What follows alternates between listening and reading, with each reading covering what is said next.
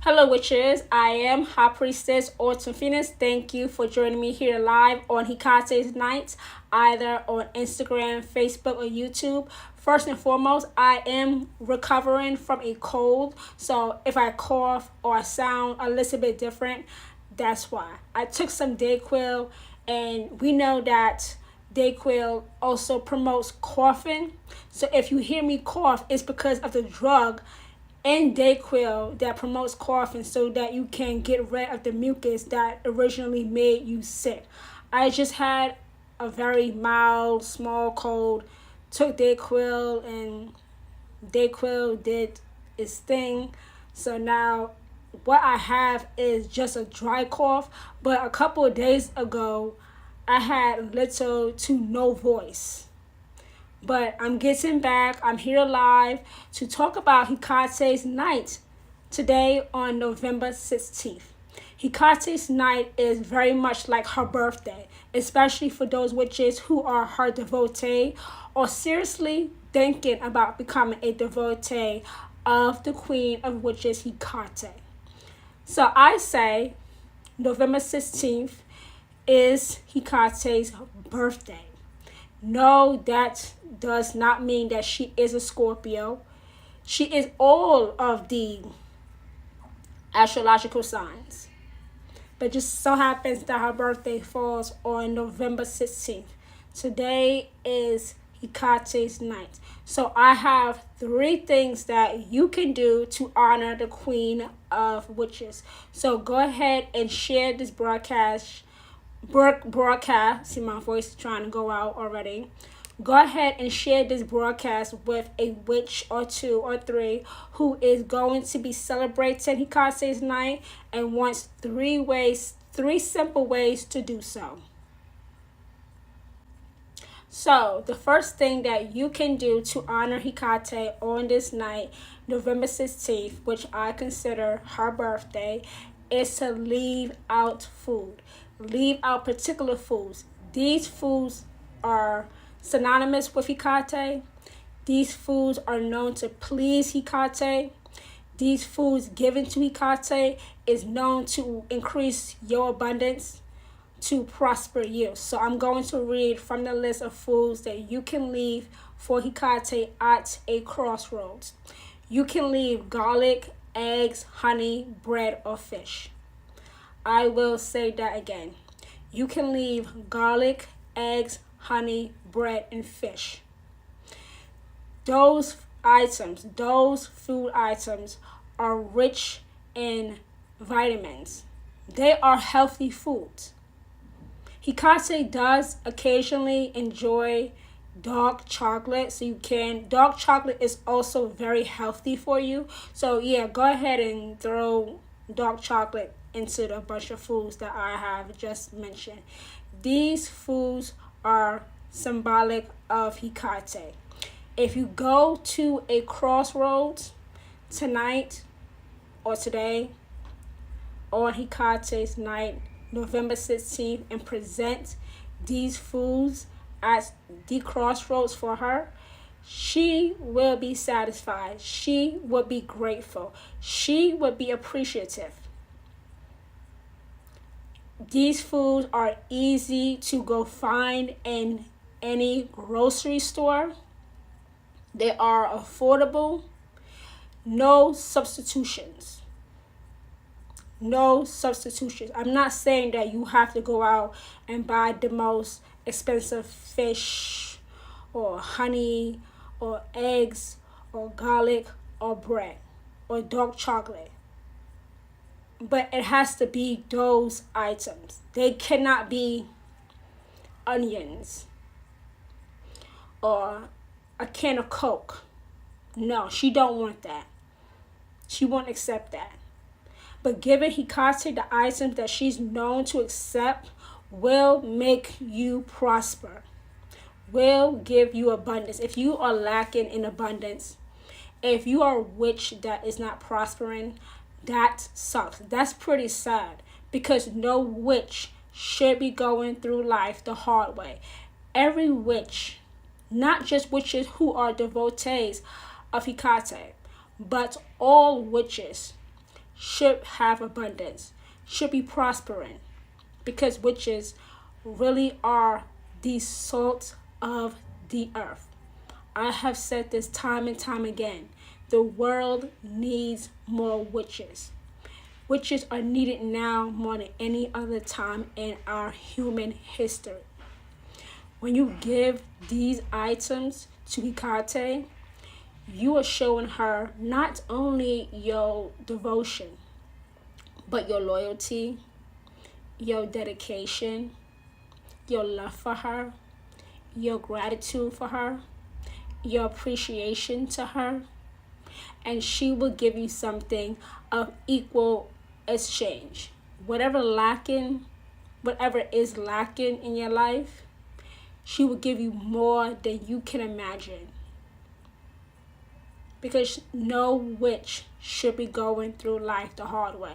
Life is not hard. Life really is what you make it. But working alongside Hecate, the queen of witches, the life that you make will be beyond your wildest imagination. It will be beyond your wildest imagination. You will never lack. Problems that come up will be small in comparison to everybody else in the world who is not a witch. Unfortunately, not a witch. Because they are not under the covering of the Queen of Witches. Get these items. Let me tell you what they are again. Dark chocolate, garlic, honey, bread, eggs, and fish. Giving these items to Hecate at a crossroads shows your devotion, and she will add her strength to your own efforts, so that every time you do a spell, it produces real, significant, and permanently positive change, which is the only, listen very carefully, the only definition of witchcraft. Working with the energy found in nature to bring about real, significant, and permanently positive change, so the witch may no longer struggle through life, so that the witch's life is easier, so that the witch's life really is smooth sailing, so that the witch's life really is full of abundance, prosperity, happiness, loyal friends, love, financial increase. Get these items to a crossroad. When you go to the crossroads, what I suggest that you say to Hecate when you are presenting these foods is, Hecate, Queen of Witches, I am standing here at the crossroads as your devotee, and I present to you these foods in gratitude, appreciation for the role that you have played in my life as a witch. And I ask that you continue to protect me, watch over me, give me knowledge, prosper me, increase my abundance on your own birthday, while I do my own real world action. Thank you, Hecate, Queen of Witches. Good night. That's what I suggest you say when you go to the crossroads today or tonight.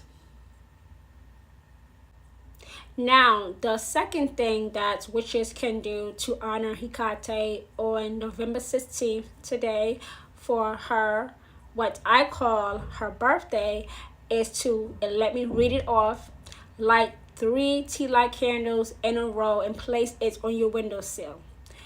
Let them burn out by themselves, and you name 3 choices that you face. The reason why I say 3 tea light candles is because, 1, tea light candles are easy to find and affordable. Number 2, tea light candles take about 2 or 2.5 hours to burn out completely. Number 3 is symbolic of Hecate, otherwise known as the maiden, mother, and crone. Number 3 is one of Hecate's numbers. Number 3 is one of Hecate's numbers.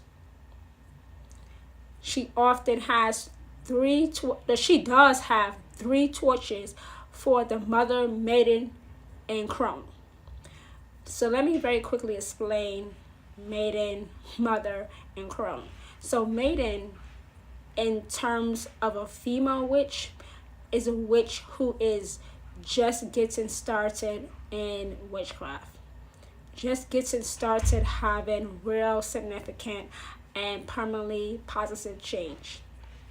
Number 2, the mother is a witch who is advancing, not advanced, but advancing in the craft of the wise. She is seeing her spells really take off, really work, really produce results, really give her real significant and permanently positive change. The mother is a witch that is prosperous. A mother is a witch who is living, well, not living, but nearly there in abundance. The crone, number 3, is the female witch who knows everything there is to know about witchcraft. The crone knows all. The crone is not as powerful or knowledgeable as the queen of witches, but she knows her shit. You ask her a question, not only will she answer you, she will provide proof. The crone is not somebody that you question. The crone is not someone that you doubt. So each of those 3 candles represents the maiden, mother, and crone. All 3 phases that makes Hecate the queen of witches. Whatever choices you are facing, tell those candles, and be sure also to cleanse your candles either with a pure essential oil, olive oil, or extra virgin olive oil. Whatever choices you are facing and you just can't get an answer, you can't just get a solution, ask Hecate, ask of the maiden, mother, and crone for a answer. And then listen out for the answer, because Hecate speaks to her devotees in a language that they can understand. So it can be any type of sign that you will just know that it's the queen of witches and not your imagination running away from you. And when I say choices, I mean real choices. I'm talking about real choices, real obstacles, real problems that you are going through. Talk to them. Talk to them. The reason why I say place those 3 candles on a windowsill is because the candle light reflects outside. So when you talk about your choices that you are facing, you are talking a problem out of your house when the reflection hits the glass window. Light 3 tea light candles to represent the maiden, mother, and crone.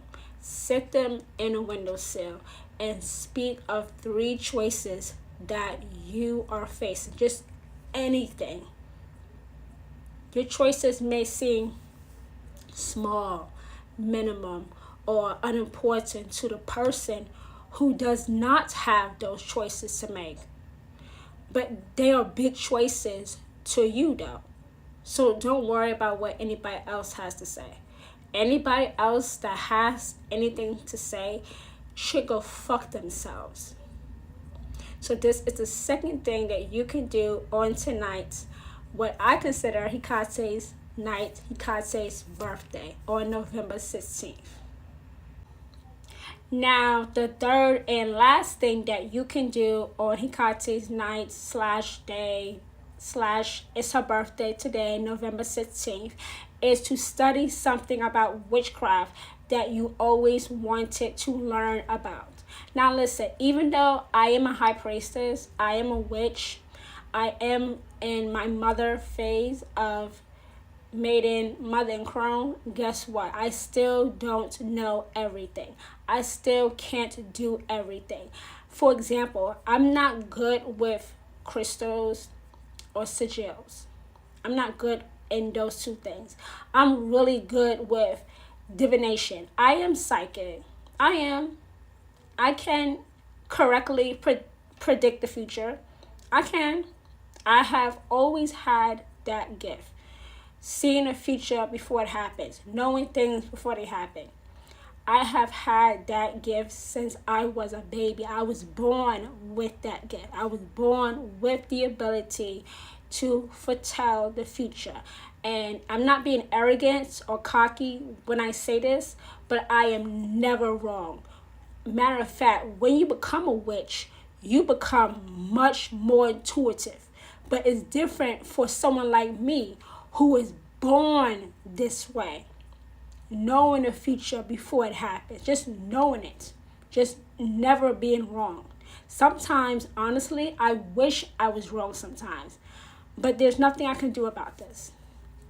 So one thing I'm really good at is divination, knowing the future before it happens and being right every single time. So take this night on Hecate's birthday to learn something about witchcraft that you are interested in. For me personally, it would probably be about learning more about herbs. I love flowers. I love spices. I love gardening. I love being in a garden. I love being out in nature. So I would choose herbalism, learn about different herbs. My favorite herb is herbs because it's more than one. Lavender, jasmine, chamomile, rose. Those are my favorite herbs. I love flowers. My favorite flower is lavender. I don't really like the color, but I do like how strong and fragrant it is. Matter of fact, I have a friend who is also a witch that is always sending me lavender. She and her husband grows it in her garden, and it's always so fresh. It has a very strong smell. It smells amazing. Okay? It smells amazing. Like, wow. This witch and her husband knows what they're doing in that garden. So for me, it would be wanting to learn about herbalism. Is there anything about witchcraft that you don't understand? Is there anything about witchcraft that you always wanted to learn? Is it communicating with the deceased? Is it working alongside your ancestors? Is it becoming a devotee of a god or goddess? Is it divination?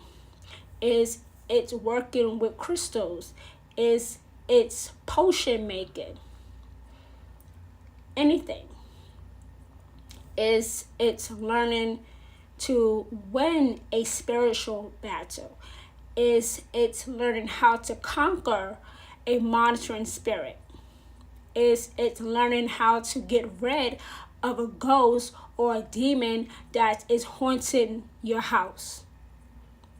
Is it learning how to combat an energetic vampire? It could be anything. There are so many books about everything I have just mentioned. They are available for free. Well, some of them are available for free in your local library. And of course, you can go online to buy the books like Amazon, or go to Barnes and Noble and buy those books. But yes, everything I have just mentioned, there is a book for it. Is it astrology? Is it learning how to use the phases of the moon to time your spells? What do you want to know more about witchcraft?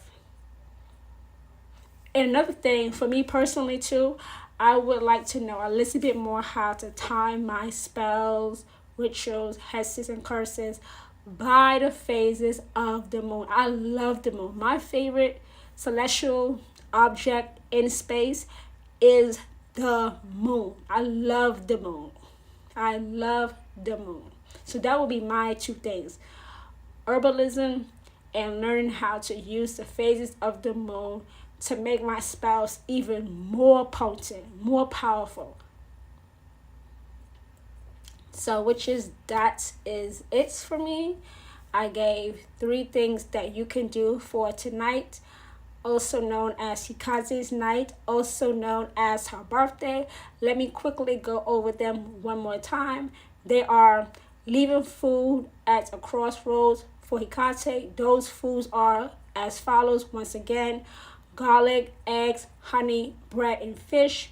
The second thing you can do is lighten 3 tea light candles and talking about 3 choices that you are facing so that the Queen of Witches can help you make the right choice, and she will always tell you what choice to make. Number 3 is studying something that you always wanted to know about witchcraft. So once again, my name is High Priestess Autumn Phoenix, who is anointed and appointed by the Queen of Witches, Hecate, to be a voice for witches who have ears to hear and hands to receive Hecate's best. Be sure to go ahead and share this broadcast with a witch or 2 or 3. Tell them that there is a high priestess here in New York who has just shared 3 things that you can do for Hecate's night on November 16th. And I will speak to you witches next time. Bye, everyone.